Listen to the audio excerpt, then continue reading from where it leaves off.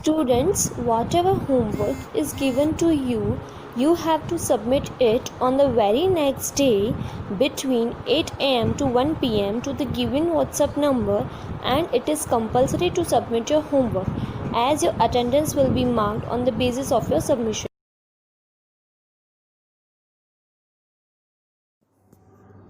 नमस्ते बच्चों, मैं अनीता शर्मा आज आपको कक्षा 7 विषय हिंदी पाठ 2 अन्याय का विरोध पढ़ाऊंगी।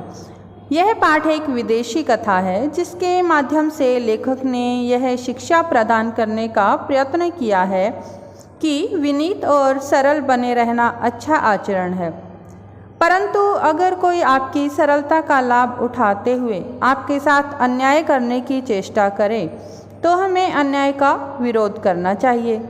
गीता में भी श्री कृष्ण ने कहा है कि अन्याय करने वाला तो दोषी है ही, परंतु अन्याय सहने वाला उससे भी बड़ा दोषी होता है। तो बच्चों, इस पाठ में यही बताया गया है कि यदि हमारे साथ कोई अन्याय करने की कोशिश करे तो हमें अन्याय का विरोध करना चाहिए। कुछ दिन पहले की बात है, मैंने अपने बच्चों की गवर्नेंस जूलिया को अपने पढ़ने के कमरे में बुलाया और कहा, बैठो जूलिया, मैं तुम्हारी तनख्वाह का हिसाब करना चाहता हूँ। मैंने कहा, तुम्हें पैसों की ज़रूरत होगी और जितना मैं तुम्हें अब तक जान सका हूँ, मुझे लगता है तुम अपने आप कभी अपने पैसे नहीं मांगोगी, इसलिए मैं ही तुम्हें पैसे देना चाहता हूँ। हाँ, तो तुम्हारी तनख्वाह 30 रूबल महीना तय हुई थी ना? जी नहीं, 40 रूबल, जूलिया ने दबे स्वर में कहा। इसमें लेखक कहते हैं कि उन्होंने अपने बच्चों की गवर्नेंस अर्थात बच्चों को पढ़ाने वाली या बच्चों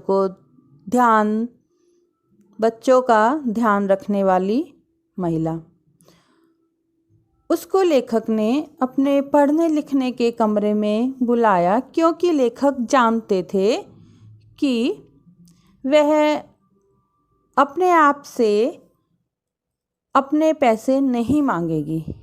इसलिए लेखक ने उसे अपने कमरे में बुलाया और कहा कि तुम अपने आप से तो पैसे मांगोगी नहीं, इसलिए मैं तुम्हारी तनख्वाह का हिसाब करना चाहता हूँ।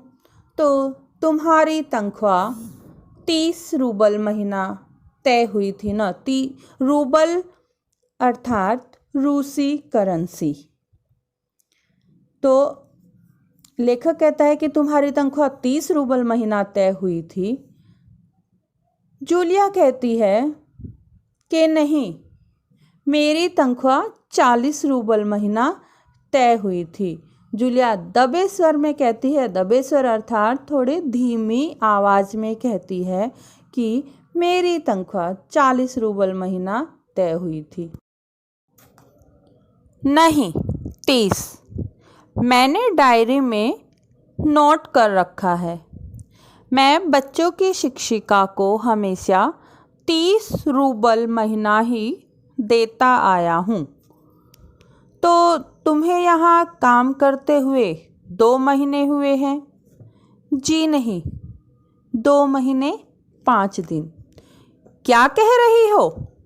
ठीक 2 महीने हुए हैं। भाई, मैंने डायरी में सब लिख रखा है।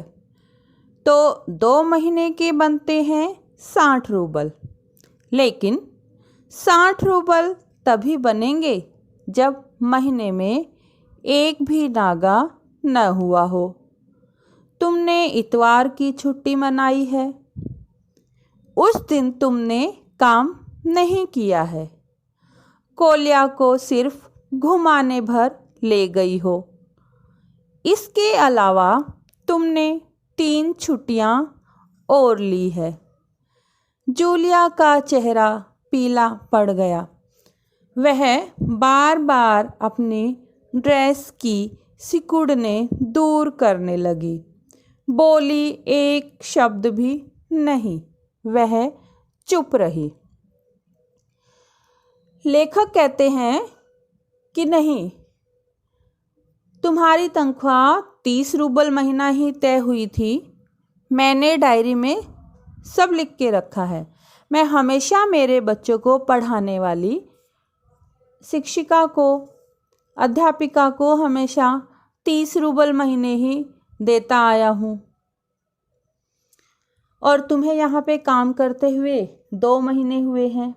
तो जूलिया कहती है नहीं, मुझे 2 महीने नहीं, 2 महीने 5 दिन हुए हैं।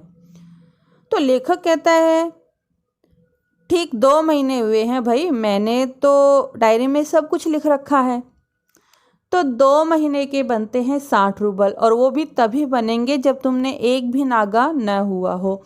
मतलब कि नागा अर्थात एक भी छुट्टी न की हो तुमने। और तुमने तो इतवार की छुट्टी की है, उस दिन तुमने काम नहीं किया, कोलिया को सिर्फ घुमाने ले गई थी। इसके अलावा तुमने 3 छुट्टियां और ली। जूलिया का चेहरा पीला पड़ गया, अर्थात जूलिया थोड़ी घबरा गई और बार बार अपनी ड्रेस को ठीक करने लगी, लेकिन वह बिल्कुल चुप रही, एक भी शब्द नहीं बोली। हाँ, तो 9 इतवार और 3 छुट्टियां, यानी 12 दिन काम नहीं हुआ। मतलब यह है कि तुम्हारे 12 रूबल कट गए। उधर कोलिया 4 दिन बीमार रहा और तुमने सिर्फ वानिया को ही पढ़ाया। पिछले हफ्ते शायद 3 दिन तुम्हारे दांतों में दर्द रहा था और मेरी पत्नी ने तुम्हें दोपहर के बाद छुट्टी दे दी थी। तो 12 और 7 हुए 19 नागे। हाँ तो भाई घटाओ 60 में से 19, कितने बचे? 41 रूबल, ठीक है ना? जूलिया की आंखों में आंसू छलक आए। उसने धीरे से अपना गला साफ किया, एक शब्द भी नहीं बोली। लेखक जूलिया को कहता है कि तुमने 9 इतवार काम नहीं किया, तुमने 3 छुट्टियां ली, तो 9 और 3 हुए 12। उधर कोलिया 4 दिन बीमार रहा। कोलिया लेखक का बेटा 4 दिन बीमार रहा, तो तुमने तो सिर्फ वानिया को ही पढ़ाया, वानिया लेखक की बेटी। और पिछले हफ्ते 3 दिन तुम्हारे दांतों में दर्द रहा था और मेरी पत्नी ने तुम्हें दोपहर के बाद छुट्टी दे दी थी। तो 12 और 7 हुए 19।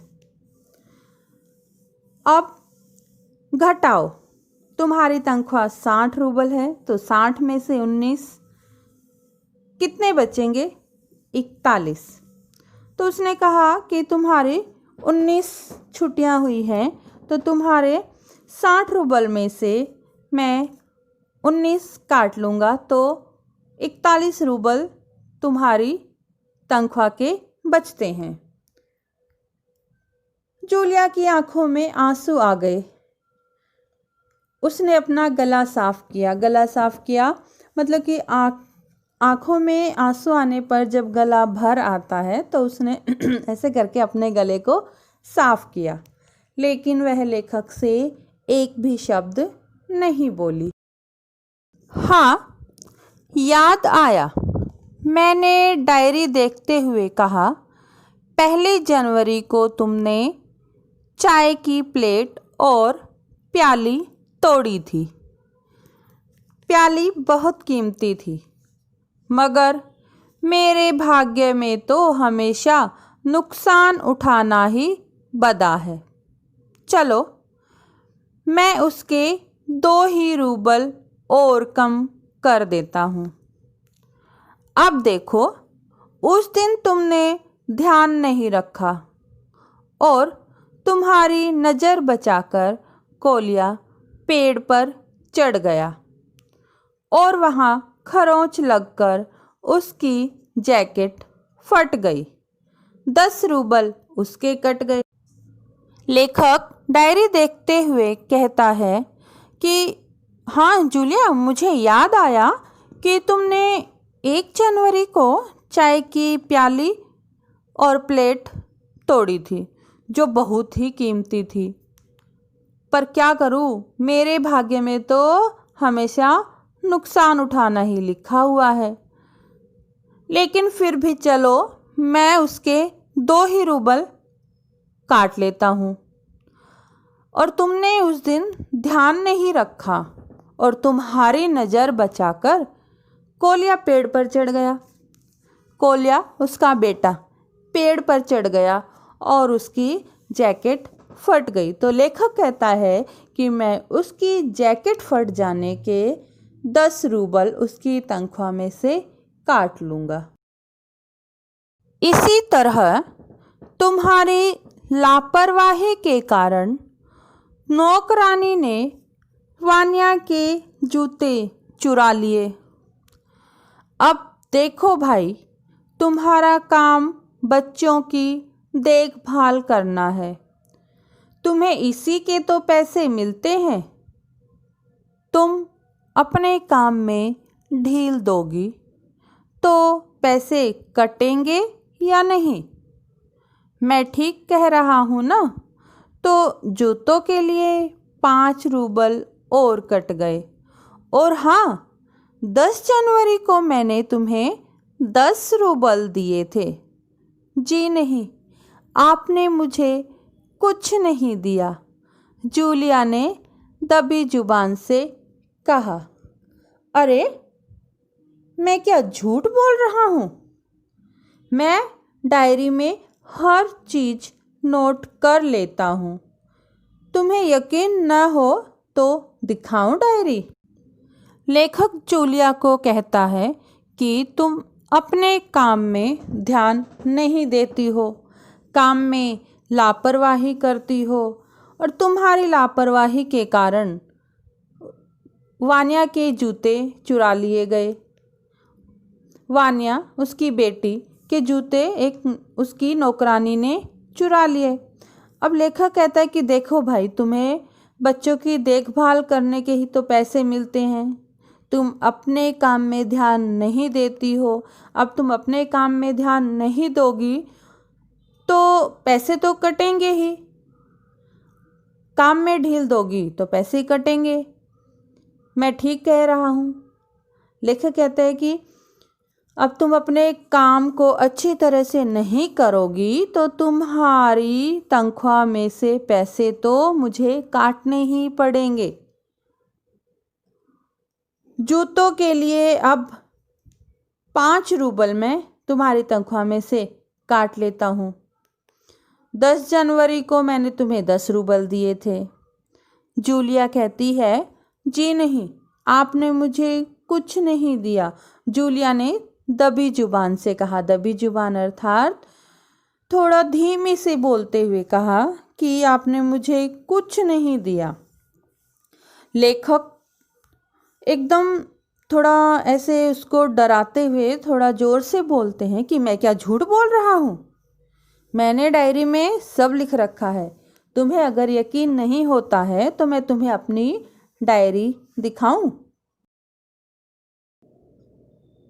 बच्चों, आज हमने पढ़ा कि जूलिया लेखक के घर में उसके बच्चों की देखभाल करने वाली महिला थी। उसकी तनख्वाह 40 रूबल महीना तय हुई थी, लेकिन लेखक उसे कहता है कि वह अपने बच्चों को पढ़ाने वाली शिक्षिका को हमेशा 30 रूबल महीना ही देता आया है। इसलिए तुम्हारी तनख्वाह 30 रूबल महीना है और उस पर अन्य बातों के विषय में इल्ज़ाम लगाकर उसकी तनख्वाह काटने के लिए कहता है। तो लेखक क्या सच में उसकी तनख्वाह काटता है या नहीं, यह आगे की कहानी हम कल पढ़ेंगे।